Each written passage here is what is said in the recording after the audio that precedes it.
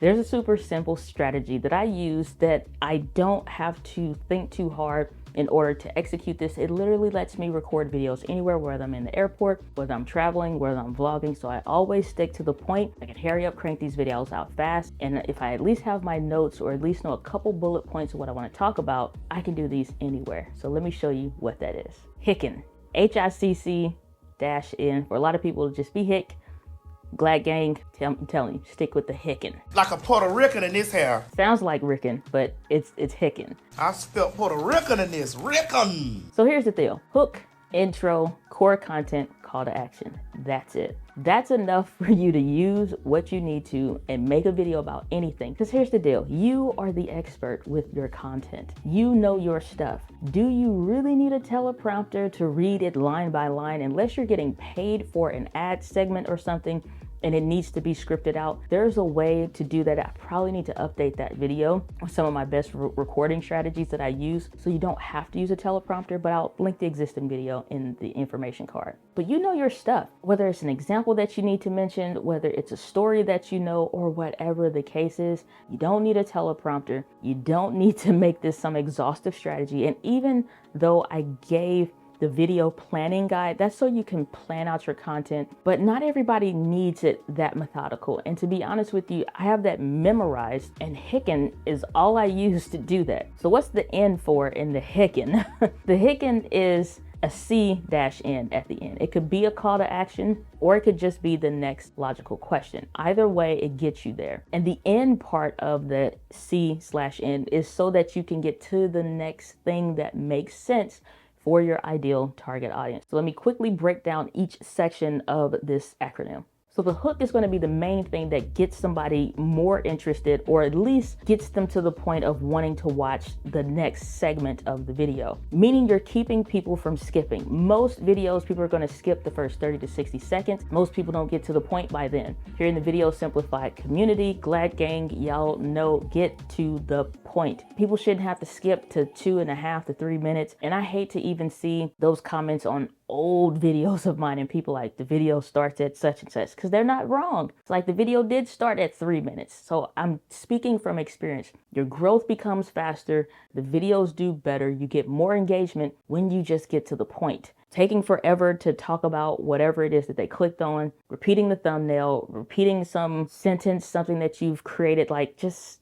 stop all that. You're making it too complicated. So hook is to keep that person's attention, but just because you hooked the fish, don't mean you've actually caught the fish. There's other parts of this, which moves on to the intro. The intro is to make sure that that person knows that they're in the right spot. This is not for you to say your name. This is not for you to give your whole, like, I'm a CPA, GPA, GDD, ABCD. Like, nobody cares about that stuff unless it's relevant to why they're watching the video. You can seed this stuff in later on. You don't have to front load the video with that, because we've hooked this person's attention with the thumbnail doing its job, with the title doing its job. Now we need to reaffirm if this is actually the video they think it is, or is it something else? So for example, I did a video previously in this batch recording session that I'm doing about my experience with the DJI versus the Rode Wireless Go 2 microphones. This is not going to be a video where I'm going to say, like, let me walk 30, 40 meters and see if they disconnect. I wasn't doing any tests. I was sharing my experience. So I share that up front in the beginning of the video. So if that's why they clicked, if for some reason the thumbnail and the title confused them into them just thinking because it's about those mics that it's going to include tests and all that, it's not. So I don't want that person watching,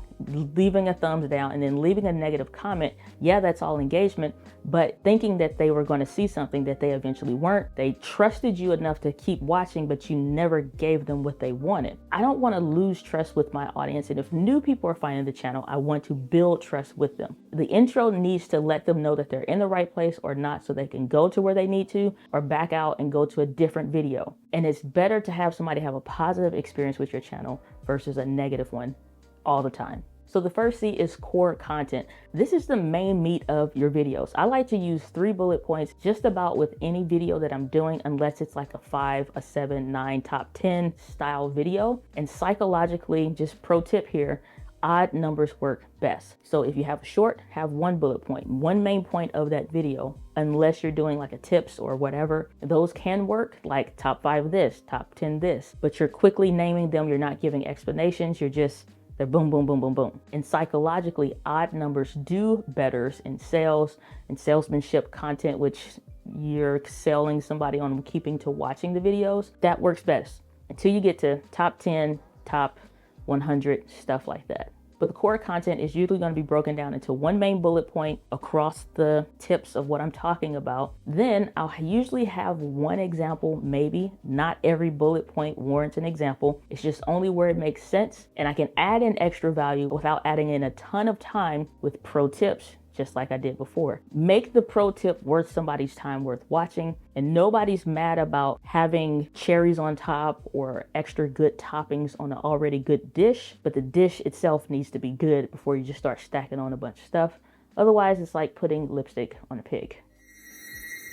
So 3 main bullet points, that's enough to get you going. Keep each thing 2 minutes or less. Each bullet point should not go over unless it needs to. If you find that for one bullet point, it has like 3, 4, and 5 sub bullet points, that qualifies for it to be its own video. Don't keep going on and on. Just move on to the next thing, which is the call to action / the next logical question. Now, for most business owners, most entrepreneurs, having a call to action, something that you want the viewer to do, works well. This could send them to your email list. This could be talking about your brand new best-selling book, The One Right Video. That's what I have done. It could be talking about a gear that they should pick up or something, whatever. The thing you want them to do. Makes sense. Call to action. But do not, I repeat, do not give them 40, 11, 30 things in order for them to do, because they won't do anything. Because you've sent them now into decision fatigue instead of just simply saying, watch the next video on the screen or click on the link in the description to get access to X, or maybe nothing other than watching the next video. So the call to action, if it's going to go into the next video, I like to use the next logical question instead.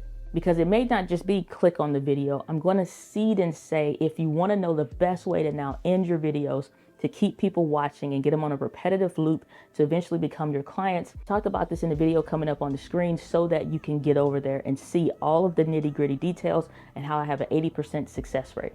Now, if I ended the video right there and that was all that I wanted to do, that is a good next logical question. Because if you're figuring out how to make a video, it makes sense to talk about how to end the video. And if I have an 80% success rate with getting people to follow through, and I'm talking about that as if it's a tip to move the viewer into a next logical question, something that's a logical train of thought, nobody's upset about that. And if they're going to leave the video, they're going to leave the video anyway, but it makes sense to have somewhere for them to go. And sometimes I don't always have a next logical question. It could just be a dedicated video. It does make sense to link videos together, but sometimes that's not always the case. And you can just focus on getting that person to watch most of the video. That's the most important thing. Get them through to watch the video. The thumbnail, the title, they're going to do its own job. The next thing is to hook that person in, but now you really have to completely reel them in. The intro needs to be super short, 8 to 15 seconds. Just make sure that you're letting that person know if they're in the right space or not, or if there's something that's a little bit of a more probing question. The core content, you already know your stuff. Deliver the message, keep examples to a minimum. And then the ending, you have the option of having a call to action or sending that person using that next logical question to do another video that's going to link it together. So pro tip here, as you're going through figuring out what your list of videos are going to be, go ahead and reorder them based on what you're most excited to talk about first, least excited to talk about last, so that the mother of all learning, that repetition is working for you. You're amping yourself up with the more success you're having the recording the videos, and you're not getting stressed out because you're having to struggle as soon as you start recording, and maybe you just got over a procrastination hump with trying to figure out what to say. Go ahead and put what you're most excited to talk about now. You're getting a flow state for creating, so you're not stressing the more you're going further down your batch record list. And if you want to know exactly the way that I get over procrastination, or maybe some of my pre-record day checklist, if you just need some help, like you keep running into errors, any one of the videos coming up on the screen, see what I just did there, will help you out. Make sure you click on those videos, they'll definitely help you.